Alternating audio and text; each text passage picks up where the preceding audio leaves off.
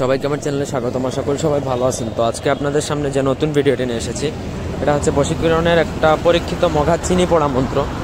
তো মিষ্টি জাতীয় দ্রব্য অর্থাৎ চিনি পোড়া, শুধুমাত্র এটা চিনির উপরই প্রয়োগ করা যায়। অন্য কোনো মিষ্টি দ্রব্য হলে এটা কাজ করে না তেমন একটা, এটা চিনির জন্যই। তো ভিডিওটা প্রথম থেকে শেষ পর্যন্ত দেখেন, ভালো মতন বুঝেন, তারপরে আপনারা চাইলে কাজ করতে পারবেন যে কেউ।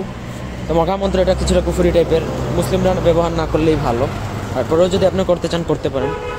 তো আমার চ্যানেলটা অবশ্যই সাবস্ক্রাইব করবেন, লাইক কমেন্ট শেয়ার করবেন। আর আপনারা যদি আমাকে দিয়ে কোনো ব্যক্তিগত কাজ করাতে চান, সেক্ষেত্রে স্ক্রিনে দেওয়া নাম্বার আছে, সেই নাম্বারে ইমো অথবা হোয়াটসঅ্যাপে অথবা সরাসরি ফোনে কথা বলে আপনারা যে কোনো কাজ করাতে পারবেন, দেশে বা দেশের বাইরে থেকে।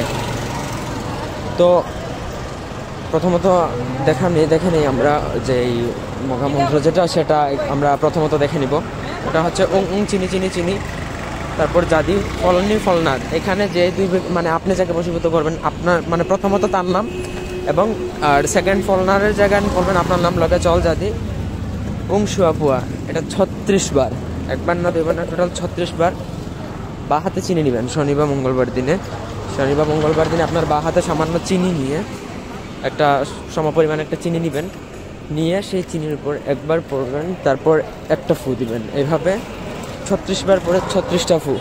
বুঝতে পারছেন? মানে এই মন্ত্রটা প্রথমত ফলনের জায়গায় আপনি যাকে বশীভূত করবেন তার নাম, এবং ফলনের জায়গায় আপনার নাম বলে এই মন্ত্র 36 বার পরে 36টা ফু মুখস্থ করে নিতে হবে কিন্তু আগে।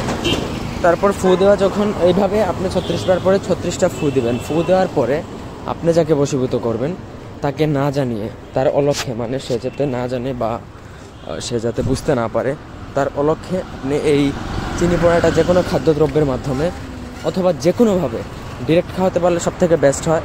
যদি না পারেন তাহলে যে কোনো খাদ্যদ্রব্যের মাধ্যমে অথবা চা বানিয়ে দুধের সাথে জুসের সাথে দিয়ে আপনি যদি খাইয়ে দিতে পারেন, তাহলে সে ওই মুহূর্তে থেকে 24 ঘন্টার মধ্যে সে আপনার বশীভূত হয়ে যাবে। এবং এই বশ দ্বারা আপনারা যা খুশি তা করতে পারবেন। ভালো চাইলে ভালো করতে পারবেন, খারাপ চাইলে খারাপ করতে পারবেন। ধন্যবাদ সবাইকে।